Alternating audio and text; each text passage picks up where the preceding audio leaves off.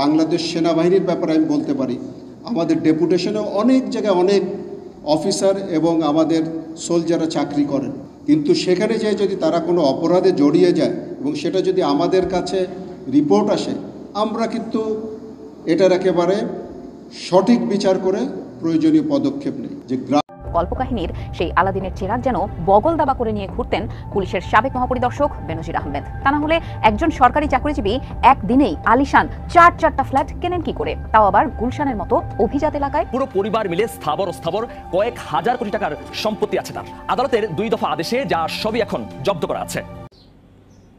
যে পুলিশ বাহিনীতে বেনজিরের মতো লোকজন আইজি হয়, সেই পুলিশ বাহিনীর বিভিন্ন পদস্থ লোকজন কেমন হতে পারে আমরা একটা ধারণা করতে পারি। আমি বলছি না পুলিশ বাহিনীতে সবাই ভয়ঙ্কর রকম করাপ্ট, নিশ্চিতভাবে প্রচুর ব্যতিক্রম আছে, কিন্তু অসংখ্য পুলিশ আছে যারা ভয়ঙ্কর রকম দুর্নীতি, ক্ষমতার অপব্যবহারের মাধ্যমে অঢেল সম্পদের মালিক হয়েছেন। আমাদের সামনে সম্প্রতি অতিরিক্ত ডিআইজি জনাব শিমুল সম্পর্কে তথ্য এসছে। তার তথ্য এবং যারা বেনজিরের কিছু নতুন তথ্য যোগ করে আমরা আসলে একটা হাইপোথেসিস দাঁড় করানোর চেষ্টা করব ঘটনাগুলো কেন এরকম ঘটছে। আসসালামু আলাইকুম প্রিয় দর্শক, ফাইনালি চলে আসলাম আপডেট ও গুরুত্বপূর্ণ কিছু নিউজ নিয়ে আপনাদের মাঝে। প্রিয় দর্শক, অবশ্যই ভিডিওটি শেষ অবধি দেখবেন। দর্শক, আপনাদের কাছে ছোট্ট একটি অনুরোধ, দেশ এবং দেশের বাইরে হলে কমেন্ট বক্সে লিখে জানিয়ে দেবেন, আর চ্যানেলে নতুন হলে সাবস্ক্রাইব করে পাশে থাকা বেল বাটনটি অবশ্যই অল করে দেবেন, কারণ পরবর্তী আপডেট নিউজ সবার আগে পাওয়ার জন্য প্রিয় দর্শক আর অবশ্যই একটি লাইক দেবেন। দর্শক, আর দেরি নয়, মূল ভিডিওতে যাওয়া যাক। যে পুলিশ বাহিনীতে বেনজিরের মতো লোকজন আইজি হয়, সেই পুলিশ বাহিনীর বিভিন্ন পদস্থ লোকজন কেমন হতে পারে আমরা একটা ধারণা করতে পারি।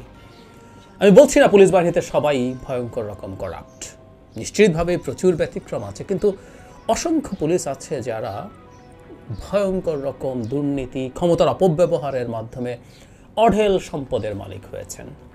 আমাদের সামনে সম্প্রতি অতিরিক্ত ডিআইজি জনাব শিমুল সম্পর্কে তথ্য এসছে। তার তথ্য এবং যারা বেনজিরের কিছু নতুন তথ্য যোগ করে আমরা আসলে একটা হাইপোথেসিস দাঁড় করানোর চেষ্টা করব ঘটনাগুলো কেন এরকম ঘটছে। আগে জনাব শিমুল নিয়ে একটু কথা। মানে এই ভদ্রলোকের বিরুদ্ধে অভিযোগ আছে তিনি বাবার নামে ভুয়া মুক্তিযোদ্ধা সনদ তৈরি করে বিসিএসে চাকরি পেয়েছেন। আমরা সরিয়ে রাখি। ইন্টারেস্টিং ব্যাপার হচ্ছে সম্প্রতি দুদক থেকে তার বিরুদ্ধে অনুসন্ধান চালানোর জন্য চিঠি দেওয়া হয়েছে। এই কাজটা শুরু হয়েছে বলে আমাদের সামনে এই তথ্যগুলো আসলো, কিন্তু 2014 সালেও তার বিরুদ্ধে একবার অভিযোগ হয়েছিল। ইন্টারেস্টিং, সেবারও অন্তত 500 কোটি টাকা সমমূল্যের সম্পদ ছিল তার। কত সালে? 14 সালে, 10 বছর আগে। তখন দুদক তথাকথিত অনুসন্ধান করে তাকে দায় মুক্তি দিয়েছিল। এখন আবার বারবার যেহেতু আসছে, তার বিরুদ্ধে এখন আবার নতুন করে অনুসন্ধান করা হচ্ছে। কি কি পাওয়া গেছে তার সম্পর্কে, তার মানে ধন সম্পদ।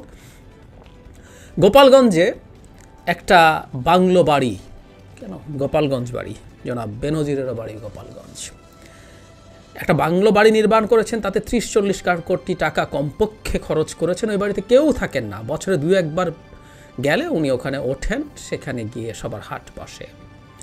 চারদিকে বাগান, মাঠ, পুকুর সবই আছে। 2 তলা দেখা গেলেও আন্ডারগ্রাউন্ডে আরও 2 তলা আছে, সব বিদেশি ব্র্যান্ডের জিনিসপত্র সেখানে। গোপালগঞ্জ ও ময়মনসিংহের জমি, প্লট ও ব্যবসা। ময়মনসিংহের ফুলবাড়ির একদম দাগ নাম্বার দিয়ে বেনজিরের ক্ষেত্রে যা হয়েছিল। 78% জমি আছে, আরেক মৌজায় 12 বিঘা জমি, অন্য দাগে 20%, বাজার সংলগ্ন 100%, আরও দাগে 142, 175%, 20 বিঘা জমি, 24 বিঘা, মানে গোপালগঞ্জ সদর উপজেলার পাইককান্দি গ্রামে তার জমির পরিমাণ 50 বিঘার মতো একটা উপজেলায়। মানে বেনজির আর এই ভদ্রলোক মিলে গোপালগঞ্জ পুরোটাই তো দেখছি কিনে ফেলেছে। শিরিন আক্তারের নামে একই রকম অবস্থা। ময়মনসিংহের ফুলবাড়িয়াতে অনেকগুলো দাগে 8 বিঘা জমির, যাত্রাবাড়িতে 2000 স্কোয়ার ফিটের ফ্ল্যাট, উত্তরায় 1800 স্কোয়ার ফিটের ফ্ল্যাট, ধানমন্ডিতে স্ত্রীর নামে রয়েছে আলিশানির ফ্ল্যাট। স্ত্রীর সোনার গহনার পরিমাণ আনুমানিক 200 ভরি, সোনার মুদ্রা, সোনার বার রয়েছে স্ত্রীর কাছে। মানে পড়াটাও ক্লান্তিকর। শ্বশুরের নামে সম্পত্তি। 30-35 কোটি টাকা দিয়ে 2টি মাঝারি আকারের জাহাজ কিনে দিয়েছেন। জাহাজ 2টি ঢাকা চট্টগ্রাম মোংলা বন্দর রুটে পণ্য পরিবহন করে। মুন্সিগঞ্জে শ্বশুর শালিকা ও ভাইরা ভাইয়ের নামে প্রায় 100 বিঘা আবাদি জমি কিনেছেন। পুরান ঢাকাতে শ্বশুরের নামে কিনেছেন একাধিক ফ্ল্যাট। বিক্রমপুরে রয়েছে বিভিন্ন রিয়েল এস্টেট কোম্পানিতে শেয়ার ও বাণিজ্যিক প্লট।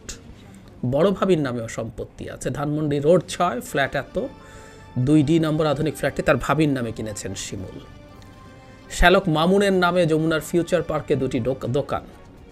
ভাগ্নি জামে সেলিমের নামে সম্পত্তি, এখানে 156% জমি ইত্যাদি ইত্যাদি। মানে পড়াটা খুব ক্লান্তিকর। এত সম্পত্তি। একজন অতিরিক্ত ডিআইজি। এই শিমুল কি একমাত্র অতিরিক্ত ডিআইজি যার এই পরিমাণ সম্পদ আছে? সরি, পুলিশের অনেক নিচের দিকে অনেক ওসি, অনেক এসআই এরও অনেক সম্পত্তি আছে, এটা আমরা খুব ভালোভাবে জানি। ঘটনাটা এমন কেন ঘটলো, তাকে নিয়ে দুদকের অনুসন্ধান কেন?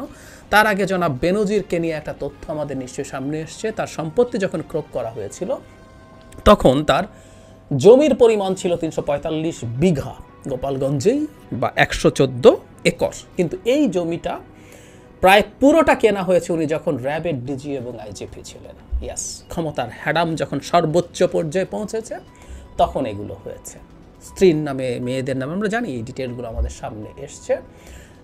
ব্যাংক ফ্রিজ করতে, অ্যাকাউন্ট ফ্রিজ করতে বলা হয়েছে, কিন্তু আমরা যৌক্তিকভাবে ধারণা করি সেখানে কোনো টাকা পাওয়া যাবে না। কিন্তু জমিগুলো এখনও ওই দাগ নাম্বারে রয়ে গেছে, সেগুলো এখনও বিক্রি করতে পারেননি। তাহলে এই যে জনাব বেনজিরেরও এই সম্পদ তৈরি হলো, বা অ্যাডিশনাল ডিআইজি শিমুলেরও সম্পদ তৈরি হলো, হুট করে হয়েছে। প্রশ্ন যে জায়গায়, আপনি যখন জমি কিনতে থাকেন এইভাবে, মানে দুদকের মতো প্রতিষ্ঠান রাখা হয়েছে টু সুপারভাইজ। অসংখ্য গোয়েন্দা সংস্থা আছে বাংলাদেশে, অনেকগুলো, সামরিক বেসামরিক নানা পর্যায়ে, পুলিশের আছে, মিলিটারির আছে। তাদের কাজ হচ্ছে প্রত্যেকের হাঁড়ির খবর রাখা। আমরা নিশ্চিত থাকতে পারি এই রকম মানুষজন প্রত্যেকে কোথায় কি কিনছে, কার নামে কিনছে, এই যাবতীয় তথ্য আছে, শিওর। এই তথ্য এড়িয়ে এগুলো করা সম্ভব না।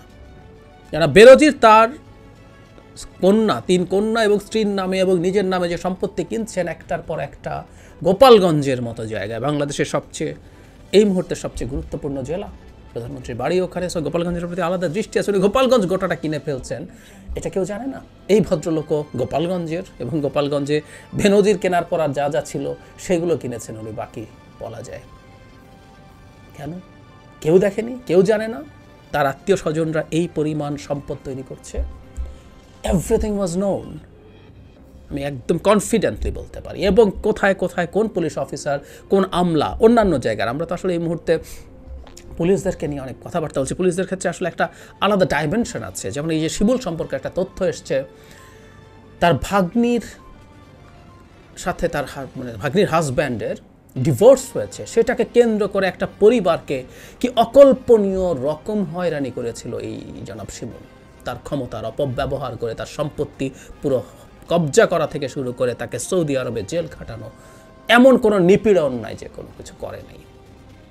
কোনো সন্দেহ নাই যে বিভিন্ন সেক্টরে দুর্নীতি আছে। আমাদের এই গ্যাসে যারা কাজ করে, ওয়াসাতে যারা কাজ করে, মানে এদের প্রত্যেকেরই এন্তার সম্পত্তির আসলে উদাহরণ আমাদের সামনে থাকে। কিন্তু যে বলছি, পুলিশের ক্ষেত্রে যেটা হয়, তার হাতে যেহেতু একটা ভয়ঙ্কর কোয়ার্সিভ পাওয়ার থাকে, উনি আপনাকে বল প্রয়োগ করতে পারেন, আপনার জীবনে কিন্তু নাভিশ্বাস তুলে দিতে পারেন, আপনাকে তুলে মিথ্যা মামলা দিতে পারেন, আপনাকে হেফাজতে নির্যাতন করে আর্তনাদ আপনার পরিবারকে শুনিয়ে টাকা আনাতে পারেন, আপনাকে মিথ্যাভাবে কেসে দেবেন কি দেবেন না, বা কেসে আপনি আছেন, আপনার কাছ থেকে টাকা তুলে নিয়ে দিয়ে আপনাকে ছেড়ে দিলে, এরকম নানা রকম কাজ তারা করতে পারেন যেগুলো মানুষের জীবনে চরমতম দুর্বিষহ অবস্থা তৈরি করে। সুতরাং পুলিশের দুর্নীতির ডাইমেনশন একটা এক্সট্রা আছে, এটা মানতে হবে আমাদেরকে। অন্যান্যরাও প্রচুর টাকা কামিয়েছেন, মানে প্রশাসনে যারা আছেন তারা কামাননি, তারাও কামিয়েছেন, প্রচুর বেসুমার টাকা কামিয়েছেন, কোনো সন্দেহের কিছু নাই। তো এইগুলো কি কেউ জানে না? এই দেশে এত গোয়েন্দা সংস্থা, এত কিছু। আমরা সামাজিকভাবে জানি অমুক এই সামান্য একটা চাকরি পেয়েছে, পেয়েই কদিন পর তার কী হয়ে যায় আমরা দেখি নাই, জানি না, খুব ভালোভাবে জানি, খুব ভালোভাবে দেখি।